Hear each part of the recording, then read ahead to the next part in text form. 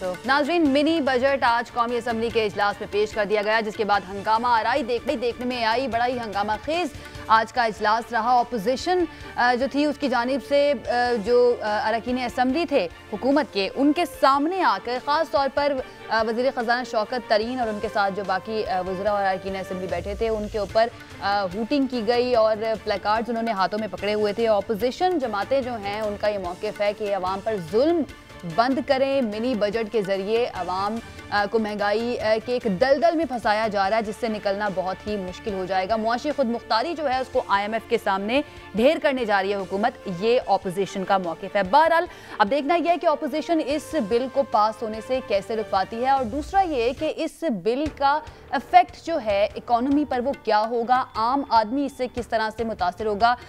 इस इजलास के बाद वज़ीर ख़जाना शौकत तरीन ने प्रेस कॉन्फ्रेंस भी की। क्या कहना था उनका, कुछ बातें आपको बता देती हूँ। उन्होंने कहा कि ज़िमनी मालियाती बिल से अवाम पर बोझ बढ़ने की बातें बेबुनियाद हैं। उन्होंने कहा कि मजमूई तौर पर 343 अरब रुपए की टैक्स छूट जो दी गई थी वो ख़त्म की गई है, जिसमें से मशीनरी पर 112 अरब रुपए की टैक्स छूट ख़त्म की गई, फार्मास्यूटिकल्स पर 160 अरब रुपए की टैक्स छूट ख़त्म की गई, बाकी लग्जरी अशिया जो हैं उनकी दरामद पर 71 अरब रुपए की टैक्स छूट ख़त्म की गई। आम आदमी से मुतालिक उन्होंने कहा कि सिर्फ 2 अरब रुपए की टैक्स छूट ख़त्म करने से आम आदमी पर 2 अरब रुपए का असर पड़ेगा। अब ये असर जो है क्या सिर्फ 2 अरब तक ही रहेगा या फिर बाकी चीज़ें जहां पर टैक्स छूट ख़त्म की गई है उसका इफेक्ट भी आम आदमी पर आएगा, ये आज हम जानने की कोशिश करेंगे। और क्या हुकूमत आसानी से पास करवा लेगी इस बिल को, हुकूमत की क्या स्टैंडिंग है, इत्तेहादियों की क्या स्टैंडिंग है, और अपोजिशन इस पर कहाँ पर खड़ी है इस बिल को देखते हुए, इस पर आज हम बात करेंगे। हमारे मेहमानों का मैं तारुफ करवा देती हूँ। जनरल गुलाम मुस्तफ़ा साहब हमारे साथ आज मौजूद होंगे, नज़ीर लगारी साहब हमारे साथ मौजूद होंगे, सीनियर तज्ज़ियाकार हैं, मोहसिन बेग साहब तज्ज़ियाकार हमारे साथ मौजूद होंगे, और माहिर मईशत डॉक्टर कैस असलम साहब हमारे साथ स्टूडियोज़ में मौजूद होंगे। हमारे तमाम मेहमानों का बहुत शुक्रिया हमें ज्वाइन करने के लिए। डॉक्टर साहब, आगाज़ में आपसे करना चाहूँगी, हम ज़रा पहले थोड़ा समझ लेते हैं कि बेसिकली ये जो मिनी बजट आ रहा है, क्योंकि हुकूमत कह रही है कि आम आदमी जो है उसके ऊपर इसका बहुत ज़्यादा असर नहीं होगा, हमने बड़ा कंसीडरेट होकर इसको बनाया है, जो लग्जरी आइटम्स है या उमरा जो हैं उनके ऊपर इसका असर आएगा। तो क्या वाकई में आम आदमी के ऊपर इसका असर नहीं आएगा इस मिनी बजट का? देखें, इनडायरेक्ट टैक्सेस का मतलब ये होता है कि जिस पे टैक्स लगता है वो पे नहीं करता, बल्कि वो पास ऑन करता है कंज्यूमर पे।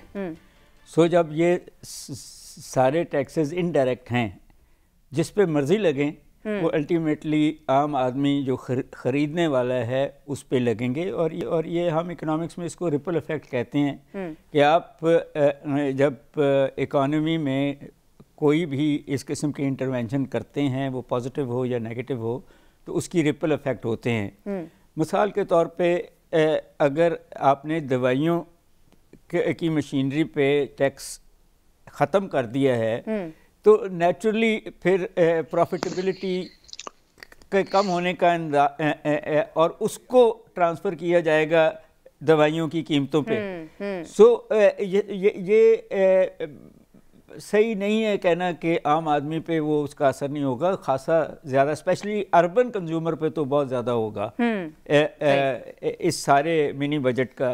इसका एक दूसरा हिस्सा भी है जो शायद हम डिस्कस नहीं कर रहे, वो ये है कि डेवलपमेंट बजट पे भी कट लग रहा है। 200 अरब का कट लगा, बिल्कुल। तो जब वो कट गया तो एम्प्लॉयबिलिटी भी कम होगी जो गवर्नमेंट ने क्रिएट करनी थी। कंस्ट्रक्शन होंगे, डैम्स होंगे और इस किस्म की चीज़ें होंगी, एजुकेशन होगी, हेल्थ होगी, इस पे कहीं ना कहीं तो वो कम होंगी और उसका असर भी फिर अवाम पे ही आएगा। फिर हुकूमत के अपने असासे कम हो जाएंगे इन दी कॉन्टेक्स्ट। मुझे नहीं पता कि इस बजट में क्या जो हम असासे हैं उनको बेचने की, प्राइवेटाइजेशन की भी कोई इस किस्म की है, वो मेरे नज़र में नहीं गुजरी, बट वो भी होगी इसके अंदर। सो इन अ वे जो है इकॉनमी टाइट होने की है, इसको हम कंट्रैक्शनल इकोनॉमिक पॉलिसी कहते हैं। अच्छा डॉक्टर साहब, आप क्या समझते हैं कि ये जो rough patch right now Pakistani अवाम जिससे गुजर रही है, महंगाई से जिससे गुजर रही है, क्या अभी हम इससे गुजर रहे हैं या इस मिनी बजट के बाद IMF की जो कड़ी तरीन शराइत हैं उनको मानने के बाद मजीद आवाम जो है वो इस दलदल में, जैसे कि ऑपोजिशन भी कह रही है, महंगाई की दलदल में फंसने वाले हैं, मजीद उनके ऊपर बोझ पड़ने वाला है बहुत ज्यादा। दो बातें कहने ज़रूरी हैं। पहली बात यह है कि ये पहली दफ़ा मिनी बजट नहीं आया। अपोजिशन भी जब हुकूमतों में रही है मिनी बजट लाती रही है। सो ये उनका, और वो भी IMF के कहने पे लाती रही है। हाँ, ये कोई 13वां IMF का हमारा रिलेशनशिप है। पिछली 13 दफ़ा हम इसमें जा चुके हैं। शायद नवाज शरीफ की पहली हुकूमत थी जिसने इसको शुरू किया था।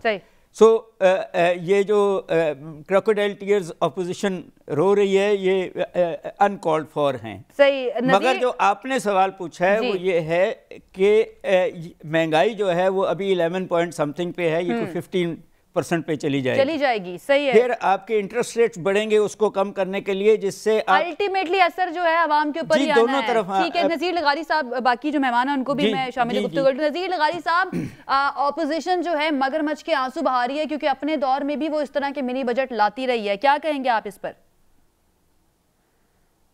देखिए, इस तरह का बजट नहीं था। ये तो एक तबाहकुन बात यह है कि 1700 अशिया की कीमतें मुतासर होने वाली हैं। तो क्या ये जो पाकिस्तान की, हम अगर मार्केट को देखें तो 22 करोड़ की आबादी में हमारी कंज्यूमर मार्केट जो है, जो खरीदारी की सकत रखती है, उसकी जो हैसियत है वो कितनी है? वो तकरीबन आप मैक्सिमम 4 करोड़ इंसान ऐसे हो सकते हैं जो चीजें खरीद सकें। बाकी 18 करोड़ तो आपकी कोई चीज खरीद नहीं सकते। और जिन 1700 चीजों की ये कीमतें बढ़ा रहे हैं, वो तो साशे की कीमत बढ़ा रहे हैं। आप चाय का साशे लेते हैं, आप कोई किसी और चीज का, जो घी नहीं खरीद सकता 1 किलो का डब्बा, 2 किलो का डब्बा, वो बेचारा जाकर साशे लेता है। साशे तक की तो कीमत आप बढ़ा रहे हैं। आपको जो नहाने के लिए जाकर इस्तेमाल करता है वो जो होता है शैम्पू, वो साशे में आता है, साशे की कीमत बढ़ रही है। इनका ख्याल ये है कि आम आदमी पर इसका असर नहीं पड़ेगा। नमक मिर्च की कीमत बढ़ रही है लगारी साहब, नमक मिर्च जो होगा उसकी कीमत बढ़ रही है। जी, नमक मिर्च की कीमत भी बढ़ रही है। और इनके तो इतने गजबनाक फैसला है ये कि इंतहाई निचली सतह पर पाकिस्तान का जो आम आदमी है, जो 18 करोड़ की आबादी है, उसकी पर फैमिली इनकम होती है, पर कैपिटा इनकम नहीं होती है। पर फैमिली इनकम जो है इनकी 10 से 15 हजार होती है, मैक्सिमम जाकर करते हैं। इसमें ये घर चलाकर बताएं तो इनको पता चलेगा कितना आपको खाना पीना छोड़ना पड़ेगा। कह रहे हैं जी नाश्ता तो वो बेचारे मजदूरी करके आते हैं तो फिर हासिल करते हैं, नाश्ता नहीं है। आपकी आबादी का वाज़े अक्सरियत हिस्सा नाश्ता नहीं करता है, और दोपहर का खाना खाता है नहीं खाता है ये नहीं मालूम है। रात को भी किसी तरह मिलता है, किसी को रात को मिलता है, किसी को दिन को मिलता है। खाना नहीं खा पा रहे हैं, लोगों की हालत इतनी खराब हो गई है। ये जो बिल पे, ये जो पेश कर रहे थे मिनी बजट, इनके घर में खाना होगा, और जो ऐवान में बैठे हुए थे उनके घरों में भी खाना होगा, और जो सरकारी मुलाजमीन होंगे 17 ग्रेड से ऊपर वाले, वो भी खाना खाते होंगे। मुझे तो हैरत हो रही है, टैक्स नेट में जो लोग हैं वो तो ऐसे छोटा, एक आपका छोटा सा ग्रोह है, वो 10-12 लाख का है जो टैक्स नेट में है। तो बाकी जितनी आबादी है, जो कंज्यूमर मार्केट है, वो भी टैक्स नेट में नहीं है। जो बड़े बड़े शॉपिंग मॉल में बड़े बड़े लोग बैठे हैं, वो भी टैक्स नेट में नहीं है। और यहाँ पर कितने बड़े जिम्मेदार हैं। एक जिम्मेदार खातून का जो है वो मुझे बता रही थी कि मेरे कजन ने इस दफा बहुत कम जो है वो काश्त की है कपास। मैंने कहा कितनी कम की होगी। मैं बड़ा दुखी हो रहा था कि जी बेचारे ने 1 मुरब्बा 2 मुरब्बा 25-50 एकड़ काश्त की होगी, पहले तो बड़े करते थे।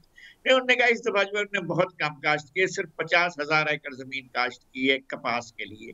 तो ये अगर आपका गुर्बत का मयार है कि 50,000 एकड़ जमीन एक आदमी के पास है और वो काश्त करता है, तब भी उसका दुखड़ा रोया जाता है। जिनके पास 1 एकड़ भी नहीं है, 2 एकड़ भी नहीं है, 3 एकड़ भी नहीं है, वो क्या काश्त करेगा और किस तरह से वो खाना खाएगा? किसान की हालत अबतर है।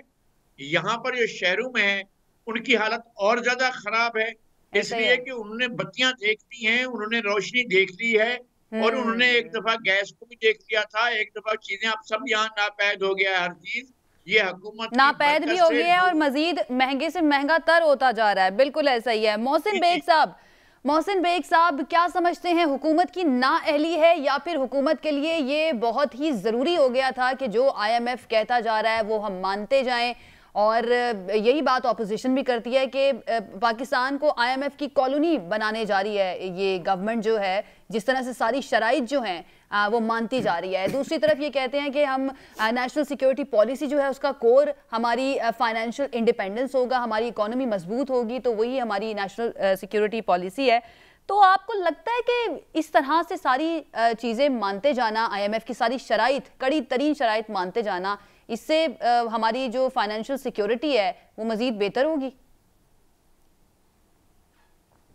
बहुत शुक्रिया जी। बेसिकली लगारी साहब ने और डॉक्टर साहब ने बहुत अच्छा एक्सप्लेन कर दिया। एक्चुअली अफसोस तब होता है, लोग तो माशाल्लाह जो व्यूवर्स हैं और जो पाकिस्तान में बहुत बाशऊर लोग हैं, जब हुकूमत का बंदा या सरकार में बैठा हुआ कोई शख्स झूठ बोलता है और इतनी ढटाई से झूठ बोलता है, जैसे कि आज शौकत तरीन साहब प्रेस कॉन्फ्रेंस कर रहे थे। उन्होंने एशिया की डिटेल नहीं बताई, लेकिन डिटेल आ गई है। उसमें तो अमीर और गरीब, मिर्ची तो सबने खानी है और घी भी सबने खाना है। अगर दूध, रबर रोटी और इन चीज़ों की कीमतें आप बढ़ाएंगे तो वो सब पे इफेक्ट करता है, गरीब हो अमीर हो। और ये जो डॉक्टर साहब ने कहा इनडायरेक्ट टैक्स किसी भी इकॉनमी को तबाह कर देता है, क्योंकि अमीर भी बेचारा वही पैसे दे रहा है, वो अफोर्ड करता है, लेकिन गरीब वो चीज़ अफोर्ड नहीं करता, लेकिन वो भी उतना ही टैक्स दे रहा होता है जितना कि एक अमीर शख्स देता है।